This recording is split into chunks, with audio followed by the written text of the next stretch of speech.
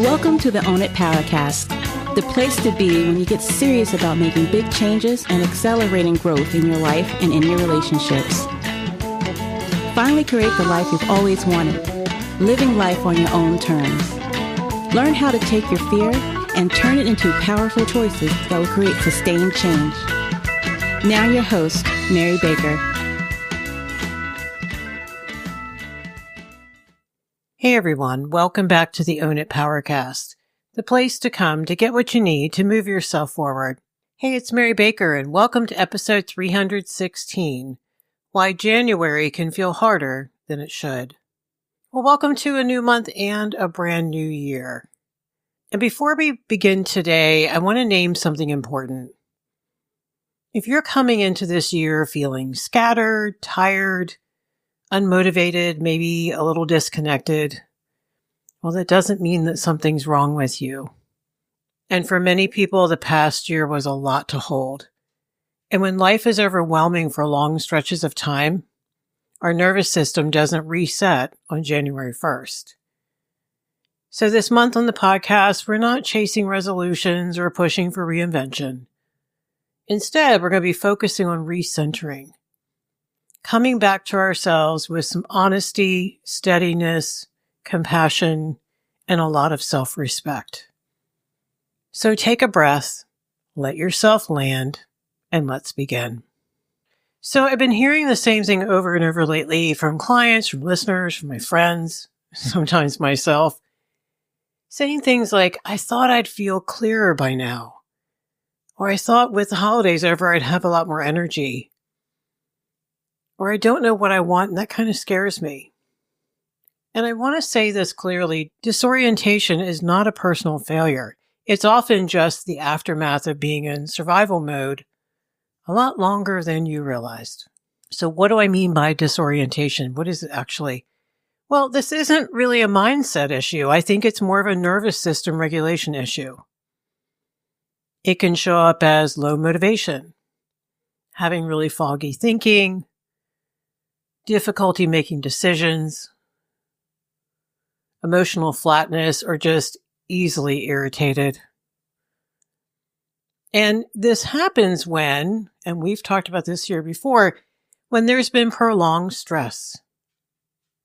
And a part of that could be way too many unknowns and too much emotional labor, perhaps. And so your system has learned, stay alert, stay ready. And now that things may be a little quieter, your body hasn't caught up yet. And when you've been bracing for such a long time, stillness can feel unsettling, not restful. You don't trust it yet. And for a lot of people, they don't feel like they can relax yet because there's still so much uncertainty. A lot of folks are very uneasy about what might be coming in this new year, either with their job, their relationships, the economy, or political or social climate. And so there's so many layers of uncertainty after a very hard year. So I want to factor that in as well. Remember, you don't need clarity first as much as you need safety first. Now I want to talk about why pushing yourself can actually make it worse.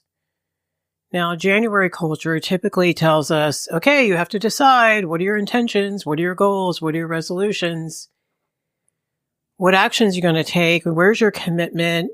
How is it going to play out?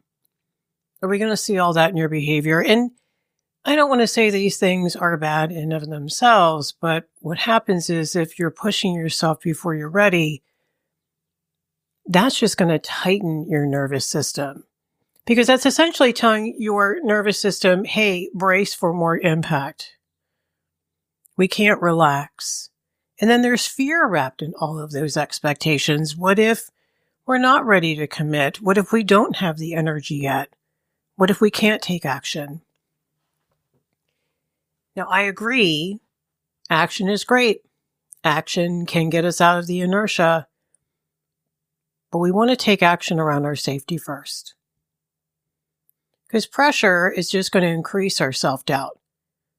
Because pressure is just going to increase your self-doubt and your self-loathing probably because if you don't feel up for it, then you can be hard on yourself. And then that can just lead to more self-abandonment instead of just first sitting with right where you are with loving acceptance about what you need right now.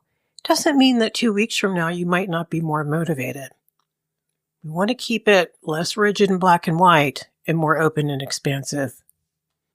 Because a lot of people can confuse lack of clarity with laziness, slowness with avoidance. And so it really helps to first look at, where am I? What's going on with me? Why does it make sense? What do I need?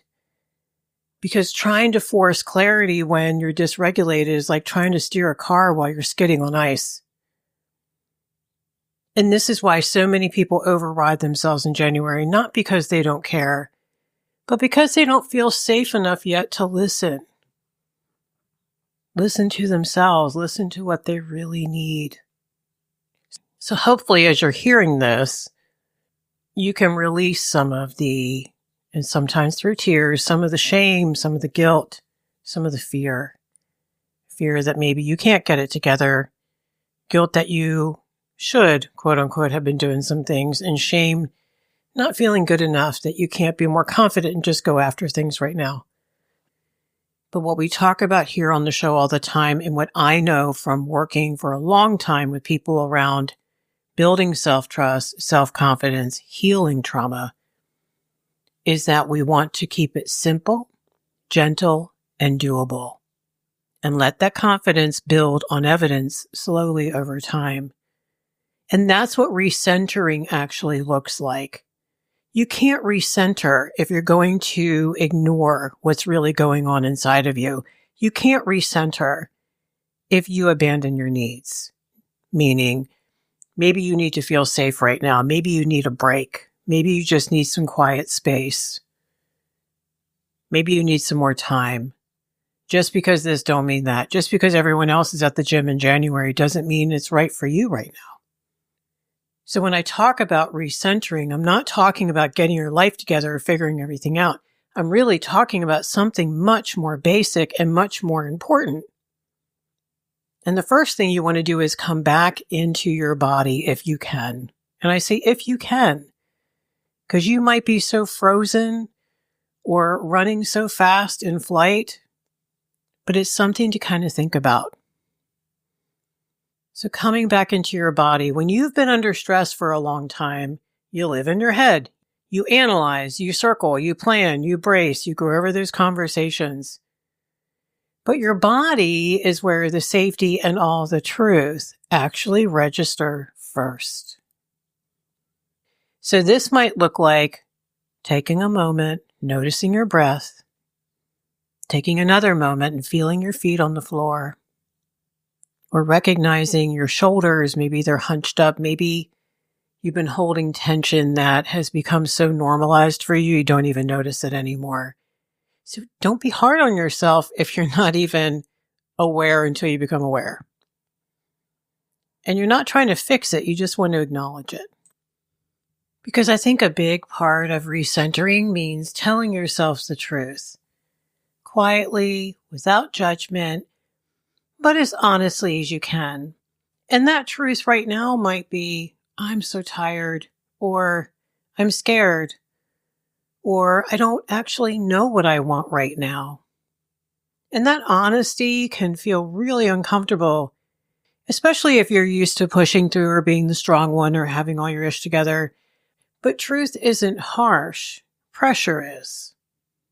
And when you stop lying to yourself about what you can handle, I think your nervous system can finally exhale, and then you can get into the front part of your brain and start having more clarity come to you, because it will come to you, I promise, and the motivation and the energy to then take some actions. Because self-trust begins the moment you stop arguing with what's real. So a lot of coming to acceptance first, and then taking action.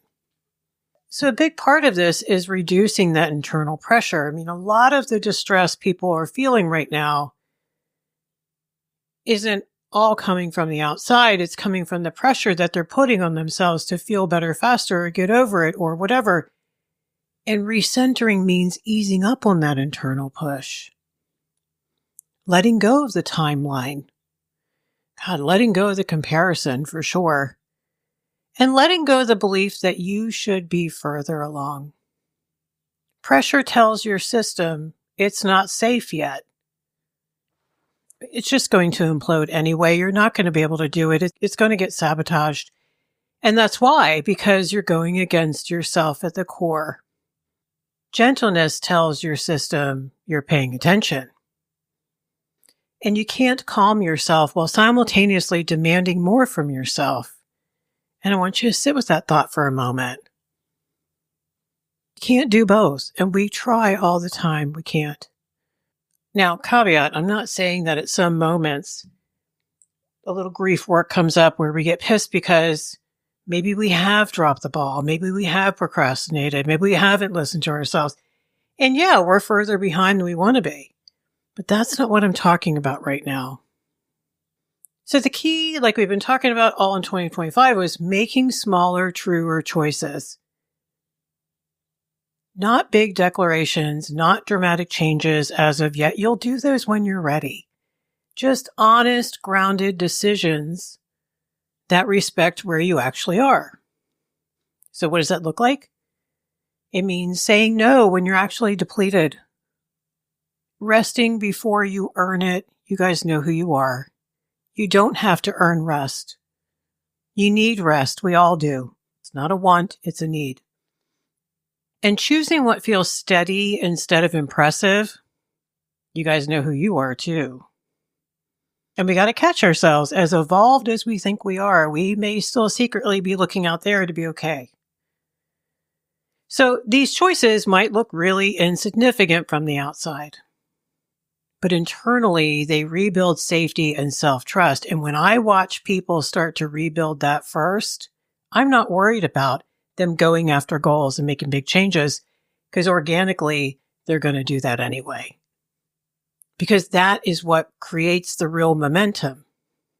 Because small, self-loyal choices are how you find yourself again. And once you find yourself again, you're going to be just fine. You're going to do the things you need to do and want to do. So this is what recentering looks like in real life. It's not clarity first, but connection with yourself first. And I know you're going to want clarity first, and it will come, but try to connect with yourself first. Connect with yourself this way, and when you do that, clarity follows naturally.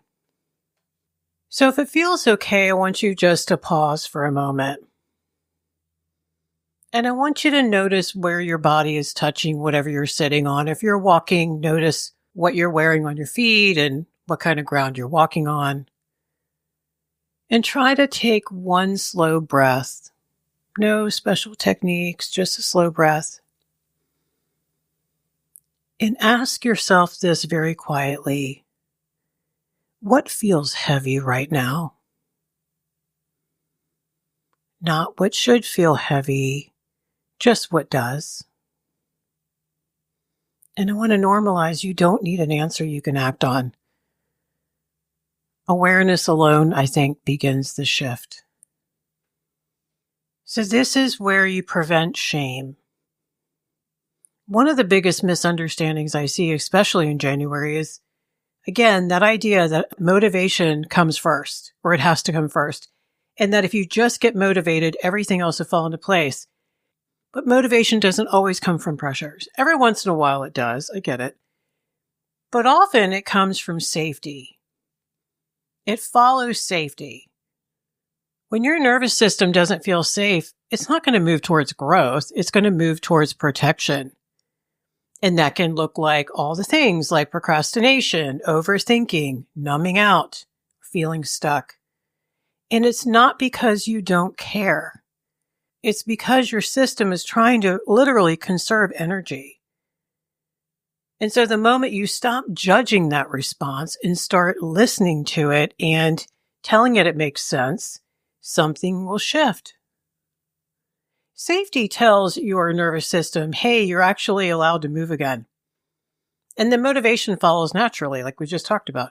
Not as a force, but as a readiness. And there's a difference. So a lot of times you don't need more willpower, you need more internal safety. So the goal right now isn't momentum, it's stabilization.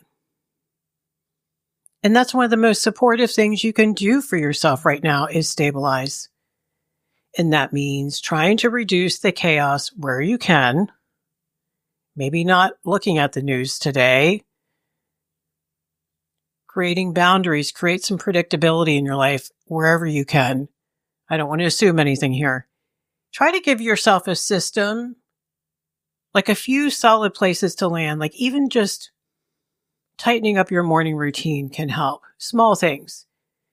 And stability doesn't mean everything feels good. It just means it feels less threatening. And I want to say that strongly because I don't want you to feel bad about yourself because you don't feel good yet or you don't feel great yet. Of course you don't. When you're supposed to, you will. There's so much toxic positivity out there, and that can be really hard on people who are struggling.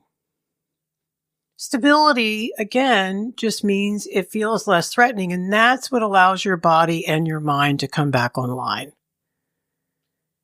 Just to recap, it may look like a simple routine, maybe fewer commitments this week, or maybe saying no to that one thing that feels like too much or you know deep down it's not good for you. Because overwhelm is going to kill your clarity. It's not going to help it. And that's why simplification is a very big deal in the beginning. Your brain can't prioritize. It just spins and spins and spins. So simplifying doesn't mean giving up, all you type A people. I say that lovingly. It means choosing fewer things and doing them with more honesty and probably feeling better about doing them well. So it means fewer goals, fewer expectations, fewer emotional obligations that aren't actually yours. I'm going to pause there and let you think about that one for a minute. And know that simplicity creates that space. And space is what you need to not feel overwhelmed. And space is where clarity begins. You can't hear yourself when everything is so loud. And some of that loudness might be your nervous system screaming, saying, we're not okay. And finally, try to stop abandoning yourself. And I want to say try because I don't want you to shame yourself around abandoning yourself either. That might sound dramatic, but self-abandonment is often very quiet, very insidious. It's saying yes when your body's already saying no. It's pushing through that exhaustion because you don't want to disappoint anyone. It's telling yourself you'll rest later after you earn it. It's every time you override yourself, your system learns it's not safe to speak up. And yet, conversely, every time you honor yourself, even in small ways, you start to rebuild that trust. So motivation returns when you stop leaving yourself behind. So if you're waiting for motivation, try this instead. First, stabilize. Do some grounding stuff, do some breathing, get some quiet. Then figure out how you can simplify, even if that's only for this week. Then try to stay with yourself as much as you can. That's not falling behind. That's how real movement begins. Let's do some guided reflection to help you out here. Let's pause for a moment. You don't have to do anything special. Just try to let your body settle where it is. Even if you're walking, maybe you try to drop your shoulders. If it feels okay, notice where you're sitting or what you're doing. And try to feel that support underneath you. That could be the ground you're walking on. Could be whatever you're sitting in. And go back to your shoulders again and let them soften just a little bit. Now take one slow breath in. And let it out fully. I want you to gently ask yourself this without forcing an answer. Where have I been pushing myself lately, even though I'm tired or I'm scared? You don't need to judge what comes up, just notice.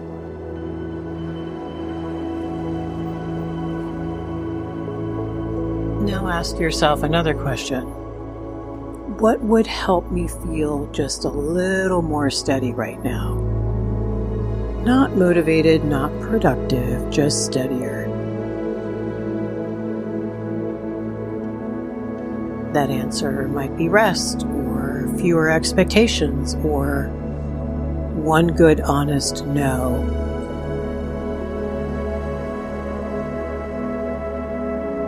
Whatever it is, let yourself acknowledge it. And finally, ask yourself this: what is one small way I could stay with myself today instead of overriding what I need?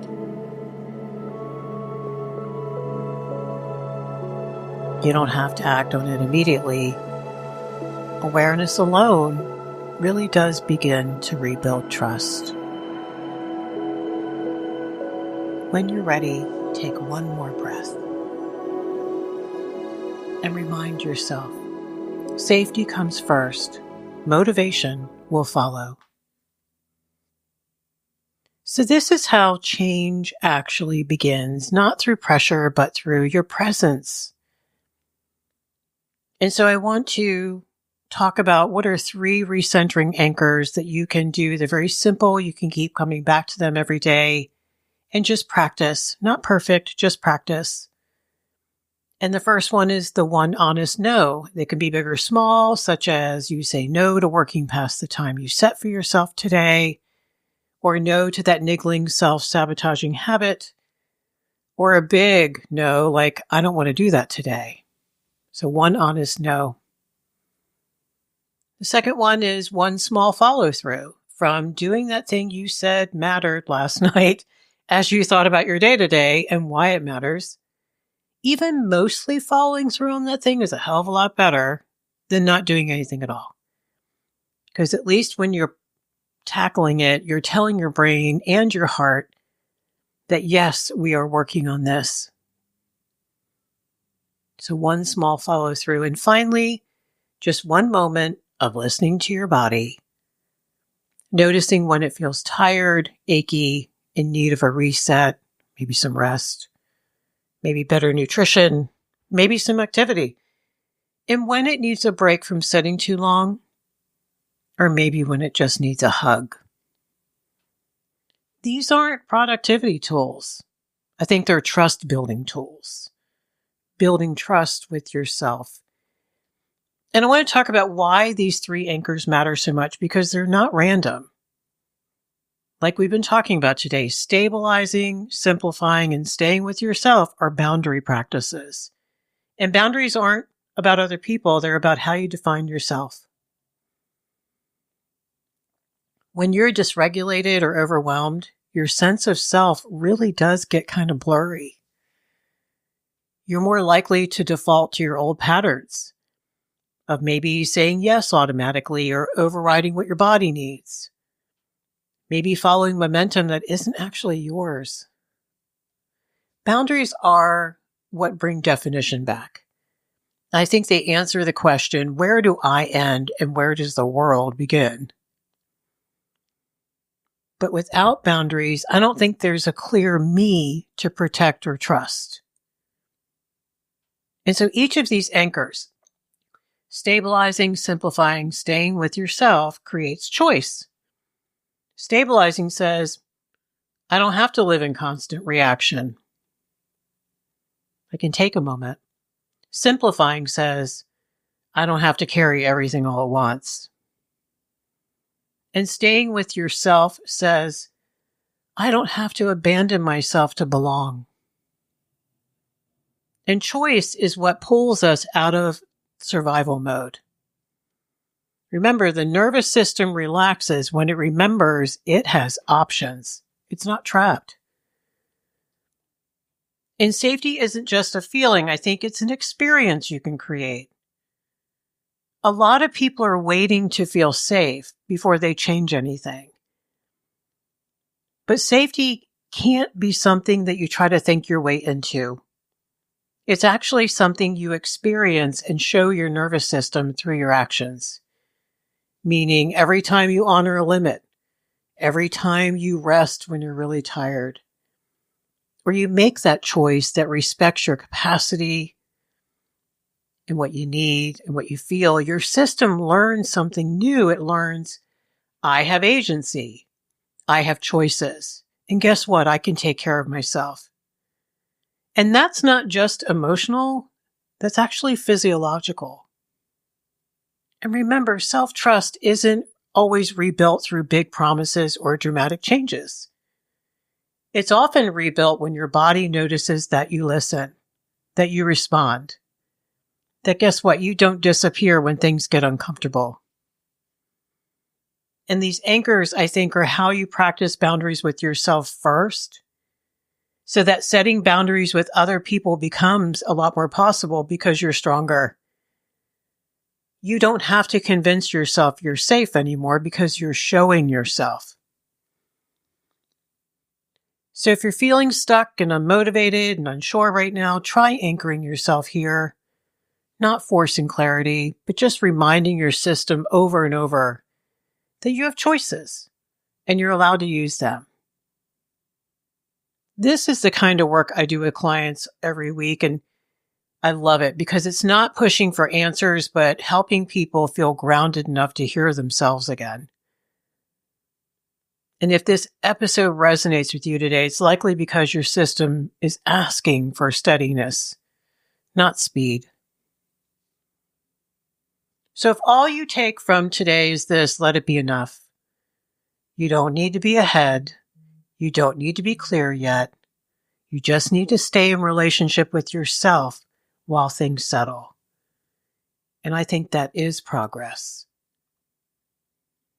So today we talked about how many people come into January feeling scattered, tired, strangely disconnected, and assume that they should be further along by now. In this episode, I talked a lot about why that experience makes sense, especially after a year that asks so much of our nervous systems. But rather than pushing for motivation and clarity, we explored what's really happening underneath the surface when life has been overwhelming for quite some time. And then we talked about why recentering begins with boundaries that define the self, not pressure to perform or fix anything, and how those small anchoring choices can really help you restore a sense of agency and safety. So just an invitation to slow down, reconnect, and begin your year from steadiness and not urgency. Thank you so much for listening. And as always, own your truth, own your power, give yourself some time this week. Reach out if you need support. All kinds of resources in the show notes. Check me out on Substack.com. There's some great community over there as well.